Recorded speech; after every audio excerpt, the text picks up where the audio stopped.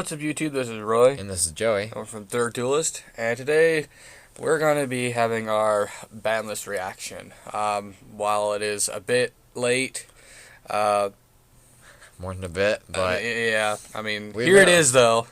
see, it came out while we were both away from school, so we didn't really have any way to record or anything, but we're just going to talk about what we thought of the ban list and the really shitty job Konami did with it.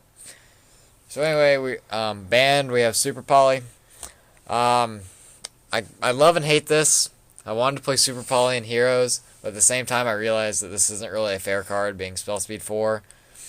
And with having two decks that are going to be, like, I don't know how Masked Heroes are going to do in the meta, but I think they'll be pretty decent. And Shadal's having two of the four main decks, if Masked Heroes is going to jump up there. Being able to play this card, I mean, Limited would have been okay. I don't think they needed to hit it, but I understand why they did, if that makes any sense.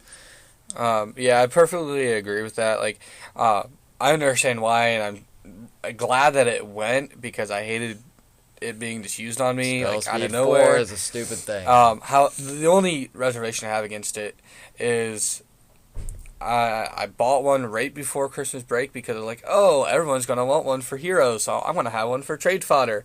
Ban list comes out. Nope. Fuck. Ban list activates It middle was finger. already shipped, and then I find out, oh, it got hit.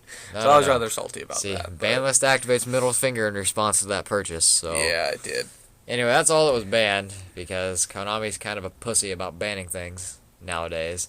It used to be the list actually changed the game when we didn't have 5 per year. But anyway, limited we have Artifact Morale Tech. I like this hit, even though it's a format too late. The Artifact engine's being played in everything, and I feel like this kind of... I mean, I've never even seen anyone play pure Artifacts, in all honesty. And, I mean, this is a way you can hit the Artifact engine without hitting Artifacts as a deck. Like, if you hit Sanctum, you just shove it up Artifacts, like, they're done, because that's their best card. But hit Moral Tech, they can do other things, and while it does hurt, it's kind of just collateral damage to the fact that everything's playing it, and since Hat's gone, it's not as bad, but there's still a Shadal build with it, so it's perfectly fine with me getting hit to 1. I do agree that it is way too late. I mean, it wasn't really doing much. I mean, yes, it was a splashable card. I can see maybe that's the reason why. Also, the indirect hit. But to me, there's so many other options out there that they could have gotten, and I feel like Morale Tech was not one of the best options. Am I glad that it went to 1? Yeah, because, I mean, I hated Morale Tech being used against me. But, I mean, I still don't feel like that's cause for being limited, because if so, then JD would not be at 3. Yeah, it's just cards we hate, don't... Yeah, I mean, don't get me wrong, Konami did a really terrible job, and they could have done much better, but, I mean, we just got to deal with what they do, and we'll discuss it. Anyway, Dark Strike Fighter, come to 1, has an errata, it's not good anymore. Yeah, that's all it could have come to 3 and still... I mean, they're going to bring it to 1 first, but I mean, I think that's all it needs to be said. It's not good anymore. Yeah. Alright, here's where the shitstorm hits. Snatch Steal to 1. Alright, this is a dumbass idea. I'm just going to say that first. But Snatch Steal is a really stupid card, and just if you try and tell me that because MST exists that it's bad, then you're just stupid. Because it literally take your opponent's monster. No cost. Like, life points don't matter. The only thing that's to stop it is Book of Moon and the MST. And stuff like, I think, Lance. Yeah, I mean, it's such a good card. Like, it should not be legal at all. Especially, I don't see the logic in having this card come off. But, I mean, I guess we're just going to have to deal with it. I don't think it's going to break the game or anything. I just think it's an unbalanced card. And it should stay away. I believe it was MCole40 that talked about this.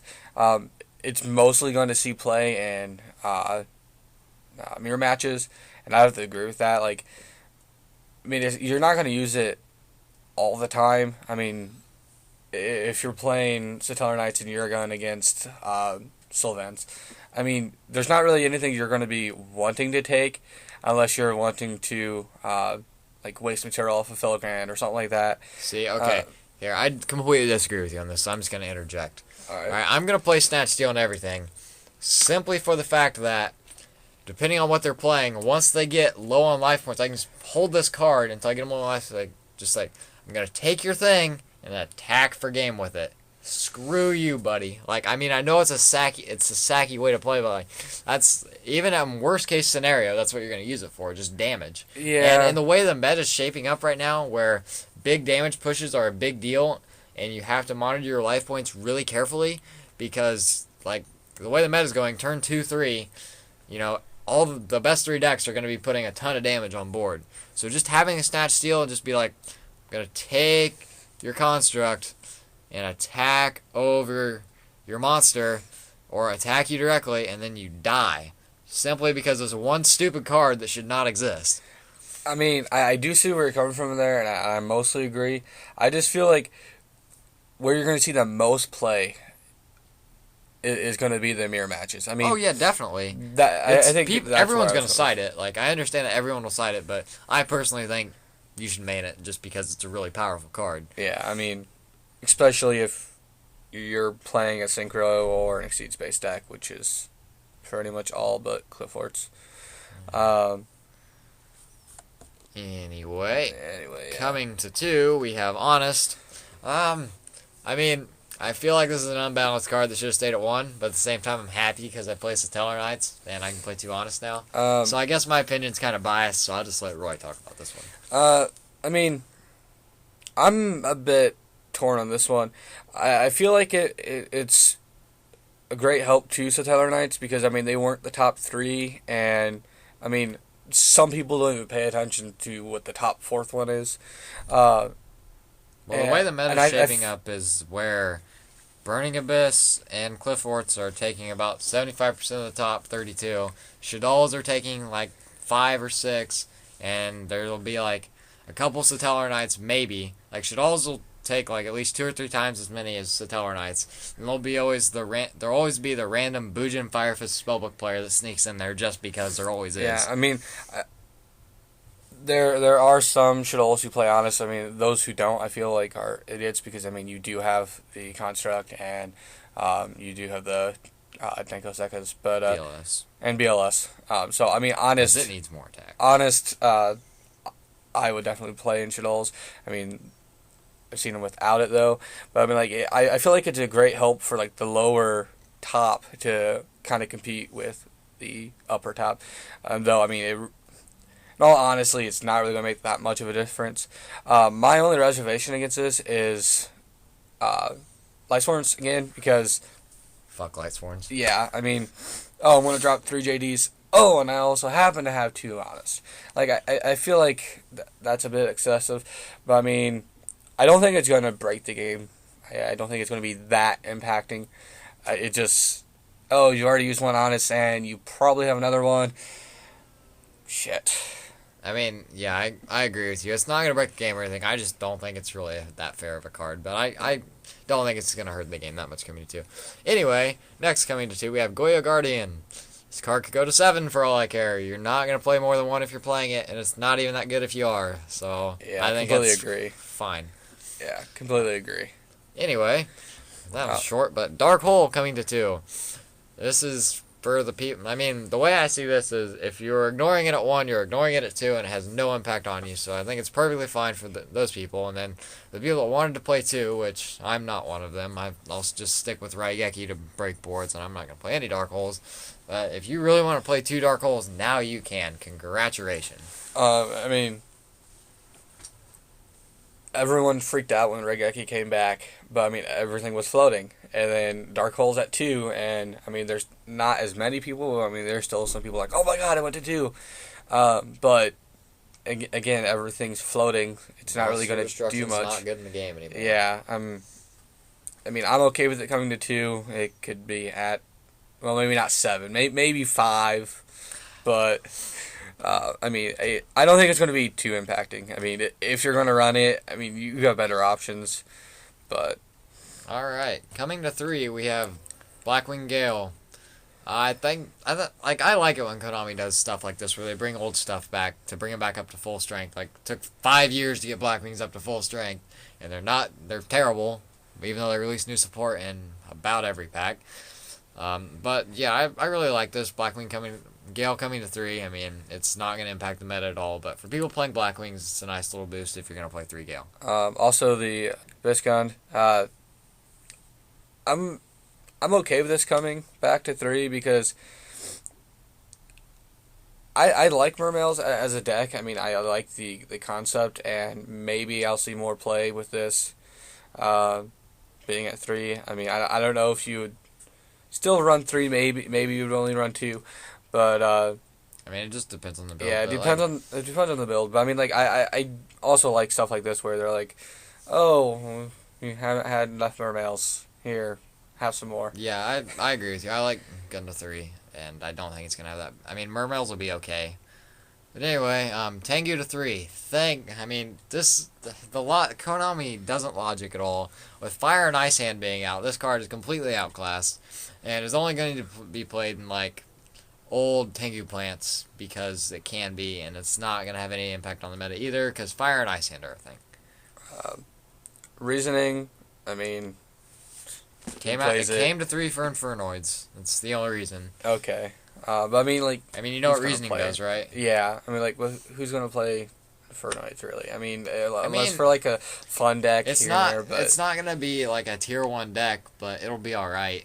yeah, So anyway, Transmigration Prophecy going to 3. Who cares? I guess my major, I guess, reaction to this deck list was, what the hell? Like, Snatch Steal coming to 1, and then, like, really nothing drastic changing. And then, where in the hell is the skill drain? Where the hell is the emptiness? Like, why did those not get hit? Yeah, I guess we'll talk about the stuff that didn't get hit now since we're out of stuff that did get hit. But yeah, Konami, this is probably the worst list I've seen since I've been following the list. Just they didn't hit any of the problems with the game. I mean, they're a format behind, like Moral Tech, that needed to be hit right after Hat format because screw Hat. But the Konami's just behind, and they didn't. It's the same. Nothing happened to the meta. It's the same exact game with nothing changed at all. Like, there's no point in this list even existing because nothing changed. Yeah, I mean, from a business standpoint, I guess with your money decks being the Cliffforts and the Burning Abyss, you don't want to really affect them. Don't really want to touch them. But I mean, I don't know. From a business standpoint, I can understand where they're coming from, but from a player perspective, like, what the hell? This was honestly a waste of a list.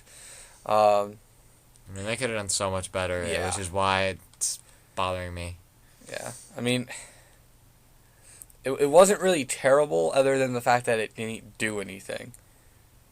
I mean, sure, Snatch Hill is a stupid card, but I mean, at the same time, it's not going to be that broke. Like, it's a broken card, but I don't think it's going to be too broken because, I mean, everyone is running like 3 MST.